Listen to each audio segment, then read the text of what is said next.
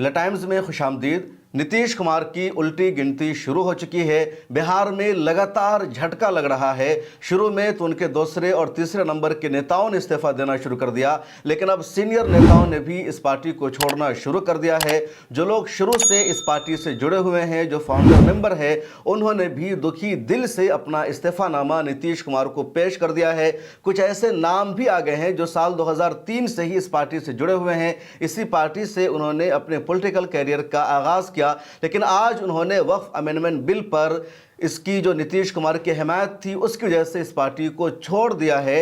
और वो लोग नीतीश कुमार की पॉलिसी से दुखी हैं और उससे ज़्यादा नाराज़ हैं लल्लन सिंह से और संजय झा से, क्योंकि इन दोनों ने पार्लियामेंट में जो स्पीच दी, लल्लन सिंह की स्पीच लोकसभा में हुई और संजय झा की स्पीच राज्यसभा में हुई। और इनके नेताओं का कहना है कि इन दोनों ने पार्लियामेंट में वक्फ बिल की हिमायत में जो भाषण दिया, तो इनके भाषण का जो अंदाज था, जो लबो लहजा था, बिल्कुल मुस्लिम मुखालिफ था। बीजेपी के नेताओं से ज़्यादा ये उत्साहित थे, ये ज़्यादा मुसलमानों के ख़िलाफ़ बोल रहे थे, वक्फ बिल को मुसलमानों की हिमायत में करार दे रहे थे। तो इन दोनों नेताओं की तकरीर ने हमें और ज़्यादा दुखी किया है और इसी वजह से पढ़े लिखे नेता, पुराने नेता अब इस्तीफा देने लगे हैं। ख़ासतौर पर सीमांचल का जो एरिया है, बिहार में मुसलमानों का सबसे बड़ा आबादी वाला एरिया है, बल्कि पूरे हिंदुस्तान में कश्मीर के बाद दूसरे और तीसरे नंबर पर वही सीमांचल आता है, जहां इकट्ठी मुसलमानों की इतनी बड़ी आबादी पाई जाती है। किशनगंज है, अररिया है, कटिहार है, पूर्णिया है, मधेपुरा है। तो जो पूरा इलाका है मुस्लिम मेजोरिटी वाला इलाका है और यहाँ बिहार की सभी पार्टी अपना होल्ड चाहती है, अपना कंट्रोल चाहती है। और यहाँ जो काफ़ी लंबे अरसे से खिदमात अंजाम दे रहे थे, जेडीयू के फ़राइज़ को निभा रहे थे, उन सब ने जेडीयू को अलविदा कहना शुरू कर दिया है।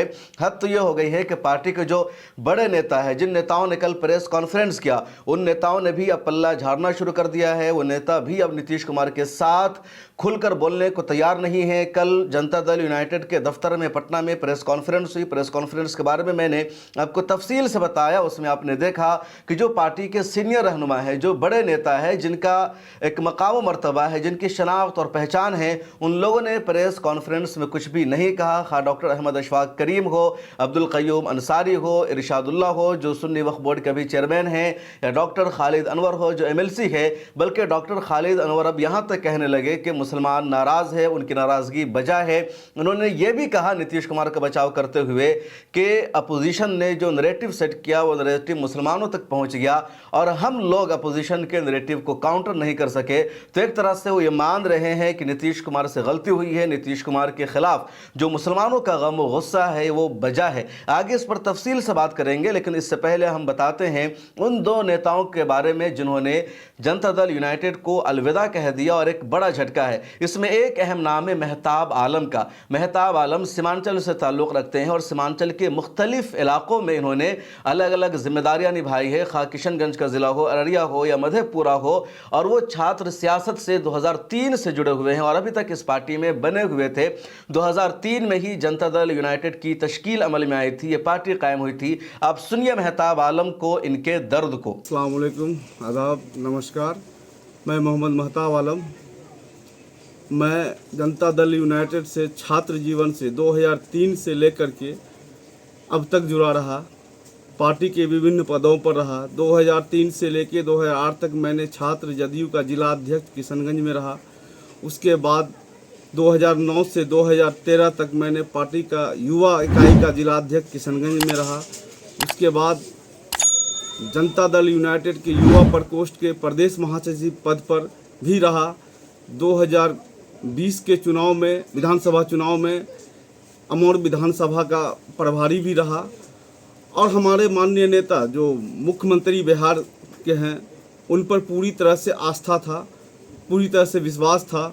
उन्होंने अल्पसंख्यकों के लिए बहुत सारी योजनाएं लाए, बहुत सारा काम भी किया। और जहां तक कानून व्यवस्था की बात थी, उसमें भी उन्होंने बेहतर करके दिखाया। तो इन्हीं सब के वजह से मैंने उनका चेहरा देख करके पार्टी में अपनी निष्ठा जताया, पार्टी में बने रहा। लेकिन मैं बता देना चाहता हूँ, अभी जो एक वक्फ भी लाया है, जो बिहार नहीं पूरे हिंदुस्तान के मुसलमानों के लिए ये काला कानून साबित हुआ है।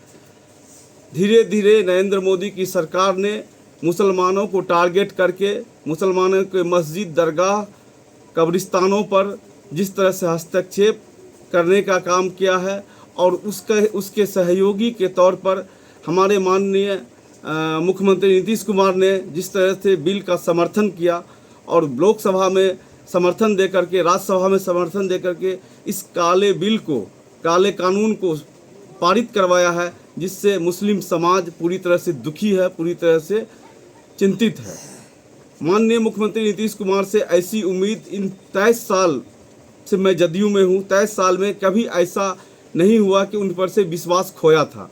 लेकिन अभी कुछ दिनों से मैं देख रहा हूँ कि माननीय मुख्यमंत्री अल्पसंख्यकों पर जो जुल्म और अत्याचार केंद्र सरकार, जो नरेंद्र मोदी की सरकार कर रही है, उस पर वो खामोश रहते हैं। इतनी आक्रोश में बीजेपी के कोई नेता नहीं बोल रहे थे। जिस तरह से बिल पेश के दौरान वो अपना वक्तव्य दे रहे थे, लगता था कि मुसलमानों के कट्टर दुश्मन हो गए हैं।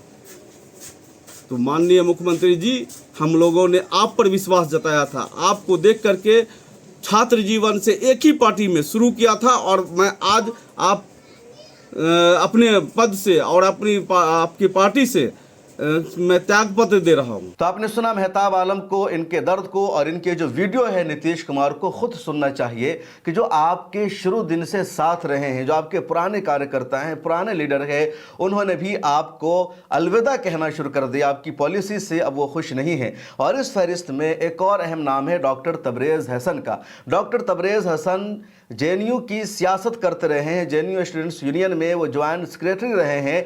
पढ़े लिखे नेताओं में तबरेज़ हसन का नाम है। और जब जेएनयू से निकलने के बाद उन्होंने सियासत में कदम रखने का फैसला किया तो सीधे जनता दल यूनाइटेड को उन्होंने ज्वाइन किया और सीमांचल में उनको भेजा गया। सीमांचल में अररिया में वो लोकसभा के प्रभारी रहे हैं। दूसरी जिम्मेदारियों को उन्होंने निभाया है। वो महासचिव के ओहदे को उन्होंने संभाला है। अब तबरेज़ हसन ने भी इस पार्टी को अलविदा कह दिया और एक वीडियो तबरेज़ हसन ने इस पार्टी को छोड़ने के बाद आप सब के लिए भेजा है। आप सुनिए। तख्त बदल दो, ताज बदल दो, बेईमानों का राज बदल दो। इस देश का इतिहास रहा है कि इस देश में जब जब मुसलमानों के अगेंस्ट में, मुसलमानों के ख़िलाफ़ में बड़ा कोई फ़ैसला लिया गया है, तो इस देश का जो सेकुलर फोर्सेस, सेकुलर पार्टियां हैं, वो कभी भी मुसलमानों के साथ खड़ी होती हुई नज़र नहीं आई है। चाहे वो धारा 370 हो, चाहे वो 3 तलाक का बिल हो, चाहे वो सीए और एनआरसी और एनपीआर का मामला हो, चाहे वो यूएपीए का मामला हो, चाहे वक्फ अमेंडमेंट बिल का हो। चूँकि आपको मैं इतिहास के तौर पे याद दिलाऊं कि जब आज़ाद भारत में और आज़ाद भारत से पहले यहाँ का जो चीफ मिनिस्टर यूनुस साहब थे और आज़ाद भारत के बाद गफूर साहब थे, उनके साथ में भी यही सेकुलर फोर्सेस ने एक कॉन्स्पेरेसी, एक साजिश के तहत उनको हटा दिया था एक मुसलमान होने के नाते। आज वही हाल हर पार्टियों में मुसलमानों का है, चाहे वो सेकुलर हो या राइट विंग का हो। तमाम विंग में मुसलमान एक टूल की हैसियत से है, उनको टूल पे बैठाया जाता है, उनकी कोई औकात, कोई हैसियत नहीं है। आज जब वक्फ अमेंडमेंट बिल का जो फैसला लिया गया पार्लियामेंट में, इसमें हम लोगों ने पुरजोर अपील किया। माननीय मुख्यमंत्री श्री नीतीश कुमार जी को उर्दू, हिंदी, अंग्रेजी में लिख करके मेमोरेंडम उनको दिया गया, उनको भेजा गया। यहाँ की जो मिली और जो मुस्लिम तंजीमें हैं उन लोगों ने उनको दिया, लेकिन उसका कोई असर नहीं पड़ा, जिसकी वजह से डे बाय डे कोई न कोई जनता दल यूनाइटेड से और मुसलमान दीगर पार्टियों से, जो भाजपा में है या जो चंद्रबाबू नायडू के पार्टी में है, जो चिराग पासवान के इसमें है या जयंत चौधरी के पार्टी में, सारे लोग कहीं न कहीं इस्तीफ़ा दे रहे हैं और इस्तीफ़ा देना भी चाहिए। चूँकि सामूहिक इस्तीफ़ा दे करके अब मुसलमानों को ये ठान लेना चाहिए कि इस देश में अब हमारे वजूद की लड़ाई और वजूद का सवाल खड़ा हो चुका है। क्योंकि जब जब मुसलमानों पर कोई जुल्म होता है तो सेकुलर पार्टी जो है देख करके मुस्कुराती है, और भाजपा और आरएसएस के गोद में बैठी हुई जो अलायंस पार्टी है वो कहीं न कहीं वो एक साइलेंट किलर के मोड में वो काम कर रही है। आज अगर देखिए तो जनता दल यूनाइटेड पर पूरे देश में ही नहीं बल्कि पूरे दुनिया की निगाहें जनता दल यूनाइटेड पर, नीतीश कुमार पर थी कि कहीं न कहीं वो मुसलमानों के अगेंस्ट में सपोर्ट नहीं करेंगे बल्कि वो मुसलमानों के साथ में खड़े होंगे। लेकिन जिस तरीके से जनता दल यूनाइटेड का नेता ललन सिंह जो दहाड़ रहे थे पार्लियामेंट में, ऐसा लग रहा था कि वो भाजपा का कोई प्रवक्ता है। और संजय सिंह राज्यसभा में जिस तरीके से बोल रहे थे वो तो लग ही नहीं रहा था कि जेडीयू का वो लोग नेता है। और मुझे लग रहा है कि नीतीश कुमार को कहीं न कहीं भ्रमिकल सोच के लोग वो अपने जो है खोपचे में लेकर के नीतीश कुमार को वर गला रहे हैं। वर नहीं, एक पढ़ा लिखा कोई भी समझदार मुसलमान ये कह ही नहीं सकता है कि ये फैसला नीतीश कुमार का है, चूँकि नीतीश कुमार का छवि हमेशा सेकुलर छवि रहा है, तमाम विचारधारा और तमाम समुदाय को लेकर चलने वाला रहा है। लेकिन आज मुसलमानों के कहीं न कहीं अगेंस्ट में वो गया है। अब वक्फ अमेंडमेंट बिल का जो मामला है, अब देखिए कि भाजपा के लोग और जेडीयू के प्रवक्ताओं ने अलग अलग सोशल मीडिया के प्लेटफॉर्म से वो एक्सप्लोर कर रहे हैं, बता रहे हैं कि इसमें ये फ़ायदे हैं, ये नुकसान है। मैं उससे चैलेंज करता हूँ, आप फ़ायदा नुकसान गिनवा रहे हैं तो एक काम कीजिए, जितने भी इस देश में मज़हब है, चाहे वो बुद्ध मज़हब है हो या सिख मज़हब हो या जैन मज़हब हो या यहूदी हो, क्रिश्चियन हो, हिंदू हो, मुसलमान हो, तमाम मुसलमानों के गुरु ग्रंथ को आप बैठाइए, उनके जो है पादरी है उनको बुलाइए, और आप उनके जो गुरुद्वारा साहब के जो मालिक है सबको बुलाइए, उलमा को बुलाइए, पंडितों को बुलाइए, बुला करके आप डिबेट कराइए और पूछिए कि वक्फ अमेंडमेंट बिल जो भी लाया गया है मुसलमानों के ख़िलाफ़, उसमें आपने हिंदुओं को और जो है जो गैर मुस्लिम है उनको आपने अंदर में डाल करके उनकी ज़मीन को छीनने की पूरी साजिश और कॉन्स्पिरेसी कर रहे हैं। तो मैं उनसे पूछना चाहता हूँ, क्या गुरुद्वारा में कोई मुसलमान आज तक वहाँ पे बना है? क्या आज तक किसी चर्च में देखा आपने किसी सिख को या किसी मुसलमान ऑफिसर को वहाँ पे बहाल किया गया है? क्या आपने देखा है किसी भी कम्युनिटी के अगेंस्ट में ऐसा बिल लाया हो कि जिसका बाप दादाओं ने, पुरखों ने आज से 200 साल 300 साल पहले ज़मीन अगर हमारी खानकाहों में या दरगाहों में या ईदगाहों में या फिर जो है मस्जिदों में या कब्रिस्तानों में दिया गया है, उस पर सिर्फ इस बात पे छीन लिया जाए कि उनका डॉक्यूमेंटेशन उनके पास नहीं है। ये सिर्फ़ और सिर्फ मुसलमानों के प्रति एक घृणा, एक नफ़रत को साबित करता है। इसलिए हम लोगों ने खुलकर उनके अगेंस्ट में और आने वाला समय में जो विधानसभा चुनाव है पूरे बिहार में उनके ख़िलाफ़ ज़बरदस्त तरीके से पुरजोर अपील करेंगे, वरना अभी भी टाइम है, कुछ तो स्थगित कर दिया जाएगा। तो आपने सुना तबरेज़ हसन को। तबरेज़ हसन जेएनयू में थे और जेएनयू में जब कन्हैया कुमार की सियासत चल रही थी या शहला राशिद थी, उन्हीं दोनों ज्वाइंट सेक्रेटरी थे तबरेज़ हसन, और इन्होंने भी बड़ा झटका दिया है। इसके अलावा भी जनता दल यूनाइटेड को छोड़ने वाले नेताओं की जो फहरिस्त है वो लंबी होती जा रही है। रोज़ाना 8-10 नेता इस पार्टी को अलविदा कह रहे हैं। कमर अंसारी बहुत पहले इस्तीफा दे चुके हैं, तबरेज़ सिद्दीकी ने इस्तीफा दे दिया है, मेहताब आलम और डॉक्टर तबरेज़ हसन का नाम आपने सुन ही लिया। उसके अलावा एक और युवा नेता है उमर कुरैशी औरंगाबाद के, इन्होंने भी इस पार्टी को बाय बाय कह दिया है। परवेज़ मलिक ने इस्तीफा दे दिया है, आफरीदी रहमान ने इस्तीफा दे दिया, और इसके अलावा 10 नेता है जो इस्तीफा दे चुके हैं, और कई बड़े नेता हैं जो अगले चंद दिनों में इस्तीफा दे सकते हैं।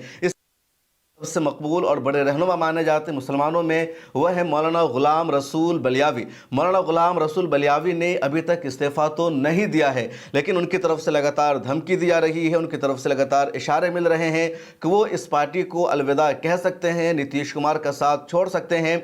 कल ही मौलाना गुलाम रसूल बलियावी के फेसबुक पेज पर एक वीडियो भी अपलोड हुई, जिसमें उस मीटिंग में शिरकत करने वाले उनकी तंजीम इदारे शरिया के लोगों ने कहा कि आज मौलाना गुलाम रसूल बलियावी के घर पर मीटिंग हुई, उसमें फैसला हुआ कि कब हम लोग अगली मीटिंग बुलाएंगे, क्या फैसला करना है, क्योंकि वक्फ अमेंडमेंट बिल से सभी नाराज़ है, सभी दुखी है, ये हम सबको बर्दाश्त नहीं है। उसमें एक साहब ने आखिर में यह भी कहा कि मौलाना गुलाम रसूल बलियावी से उनकी सियासत के मौजू पर भी बातचीत हुई है, और मौलाना गुलाम रसूल बलियावी ने साफ लफ्ज़ों में कहा कि हम सियासत में खुद नहीं आए बल्कि अपने उलमा और बुज़ुर्गों के कहने पर आए हैं। अगर उन उलमा और बुज़ुर्गों का आज ये हुक्म होगा कि हम सियासत को छोड़ दें, उस सियासत में रहने का क्या फ़ायदा जिस सियासत से हमारी कौम का नुकसान हो रहा हो, हमारी मिल्लत का नुकसान हो रहा हो। जिस पार्टी की वजह से वक्फ अमेंडमेंट बिल पार्लियामेंट से मंजूर हो गया तो हम इस पार्टी को अलविदा कह देंगे।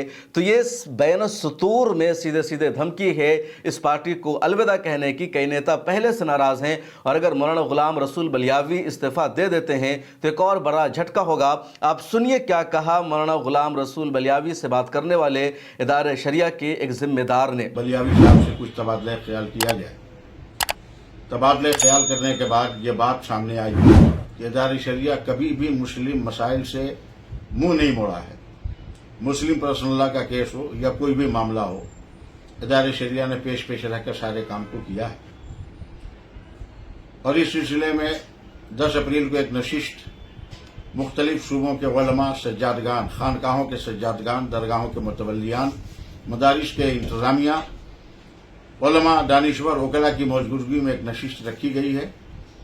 और उस नशिस्त में इंशाअल्लाह तबारका व तआला जो फैसला होगा उस फैसले पे हम सबको एकजुट होकर अपने मसाइल के हल के लिए और अपने वक्फ इमलाक के बहाली के लिए जिस तरह भी आना होगा, जिस तरह का कदम उठाना होगा, हम सब कदम उठाने को तैयार हैं।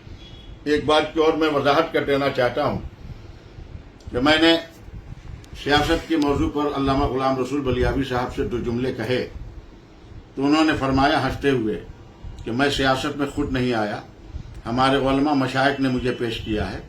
10 तारीख को उलमा मशाइख जो फैसला करेंगे मैं उसको मानकर उसका ऐलान कर दूं। ये नीतीश कुमार को जो झटका लग रहा है, ये झटका लगने का सिलसिला बढ़ता जा रहा है। और कल के एक वीडियो में मैंने तफसील से बताया था, पूरा डेटा आपको दिखाया था कि 2005 में पहली मरतबा नीतीश कुमार की सरकार बनी, वो सीएम बने और उस वक्त से लेकर अभी तक वो सीएम बने हुए हैं। बीच में थोड़ा सा फासला रहा, तो ये सब मुसलमानों के सपोर्ट की वजह से, मुसलमानों के वोट की वजह से, मुसलमानों ने बिहार में जिस पार्टी से अपनी निगाहें फेर ली है उस पार्टी को इक़्तिदार में आने का मौका नहीं मिला। आज़ादी के बाद लगातार बिहार में कांग्रेस की हुकूमत रही और जब कांग्रेस के दौर इक़्तिदार में 1989 में भागलपुर का फसाद हुआ, दंगा हुआ, तो मुसलमानों ने सीधे से कांग्रेस को नज़रअंदाज कर दिया। उसके बाद लालू प्रसाद यादव की पार्टी पर मुसलमानों ने भरोसा किया, लालू प्रसाद यादव को वोट किया और लालू प्रसाद इक़्तिदार में आए। वो चीफ मिनिस्टर रहे 15 साल तक, यानी 1990 से 2005 तक लालू प्रसाद यादव की बिहार में हुकूमत रही। जब लालू प्रसाद यादव ने भी मुसलमानों को नज़रअंदाज करना शुरू किया, उन्होंने मुसलमानों को सिर्फ जज्बाती बुनियाद पर ही उनसे वोट लेना चाहा, डेवलपमेंट नहीं कराया, विकास नहीं कराया। तो फिर मुसलमानों ने नीतीश कुमार को वोट किया और नीतीश कुमार की पार्टी इक़्तिदार में आ गई। और जब मुसलमान अब नीतीश कुमार से भी अपनी नज़रें चुरा लेंगे तो नीतीश कुमार की इक़्तिदार में वापसी का कोई भी रास्ता नहीं बच सकता। बीजेपी पहले से ही प्लान कर चुकी है, मनसूबा बना चुकी है कि कैसे नीतीश कुमार को 2025 में सीएम बनने से रोकना है, उनको मुख्यमंत्री नहीं बनने देना है। महाराष्ट्र में जो कुछ किया है बीजेपी ने वो भी नीतीश कुमार के ज़हनों में होना चाहिए और सारी दुनिया इस पर गुफ्तगू भी कर रही है। आप अपनी राय जरूर लिखिए। सोशल मीडिया के सभी प्लेटफॉर्म पर हमें फॉलो कर लीजिए। मिल्क टाइम्स को जारी रखने और मजबूत बनाने के लिए हमारी आर्थिक सहायता कीजिए। ये एक आजाद मीडिया हाउस और कमजोरों की आवाज है। आप हमें देखें, सुने, पढ़ें और हर महीना ज्यादा नहीं, सिर्फ 100 रुपए से मदद करें। डिटेल्स डिस्क्रिप्शन में मौजूद है।